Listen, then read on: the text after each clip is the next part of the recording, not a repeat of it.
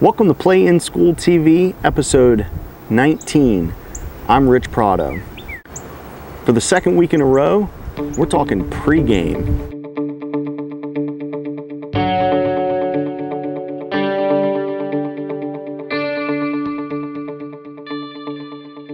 Okay guys, so to piggyback off of last week's episode, I want to talk a little bit more about pregame. I never thought I would talk about pregame of a baseball game 2 weeks in a row on this show, but here it goes. I'm currently sitting here in my backyard, so if you hear some dogs or some birds, that's what's going on. So I've seen pieces of about 5 different games in the last 2 days. It kind of brought to mind a topic that we discussed over this past winter that I hadn't really put a lot of thought into until now. You've heard me talk about Top Coach Podcast quite a bit on the vlogs. If you're a Facebook user, you ought to try and hook up with Jack Warren and all the community of Top Coach Podcast over on the Facebook group. So this past winter, the conversation of the actual mechanics of pregame, infield, outfield came up. And so it got me thinking a little bit, and there was this compare and contrast conversation between mass infield versus the traditional pregame, infield, outfield. And so I thought I would kind of look into it a little bit and try and think about the ins and outs and maybe the good times to consider one versus the other. The first thing I'll say is, as a player, growing up, I'm a traditional ball player, traditional kind of guy. First time I saw mass infield, I hated it. I just thought there was too much going on. I think it took away from the majesty that the pregame, infield, outfield, the tradition of it. You know, that to me, the pregame IO can be a really pretty thing to watch when done correctly. Opinions change sometimes, and now I think about mass infield as a really efficient way to get guys a lot of reps. So that being said, I'm going to throw some film on while I talk, so that you guys, maybe if you don't get to see a lot of mass infield, you can see what one version might look like. The version of mass infield that I'm going to show is from my buddies over at the collegiate school here in Richmond, Virginia. Head coach is Andrew Slater. He coached about 8 years of D1 baseball, so he's been around the game a lot, and he always does mass infield. I don't think anybody can dispute that you're going to get a lot more balls at every single position doing mass infield. Okay, so that's not really the argument.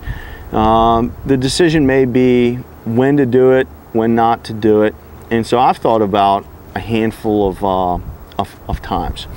The first thing that pops into my mind is in a normal high school setting, when you go on the road, you're not going to get an on-field BP, which means your 10 to 15 minutes of infield, outfield will be your only chance to be on the opposing team's surface before the plays start to count. And so doing a mass infield is going to get your guys additional reps so that you can get used to the surface, you can get used to the backdrop, your outfielders can get used to the way the sun is setting, whatever. So now instead of taking 5 balls at shortstop, you might take 30 balls or 40 balls at shortstop. So depending on how your school schedules games, you may actually get no on-field BP even when you're the home team. And so now all of a sudden this is a great way to get your guys really good and warmed up on the field by moving around. So extra reps as that home team. The game I went to today, another buddy of mine coaches over there, Ray Moore, head coach at Douglas Freeman High School, and I've got some video of their infield, outfield as well.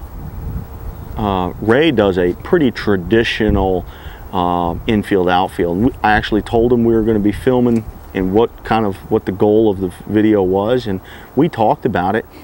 And the easy conclusion is there's no right or wrong answer. There's no best practice for your infield, outfield.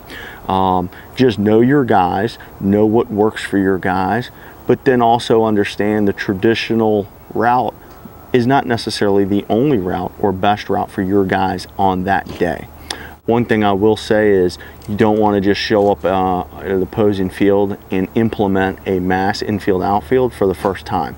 It's probably something you want to be doing in practice.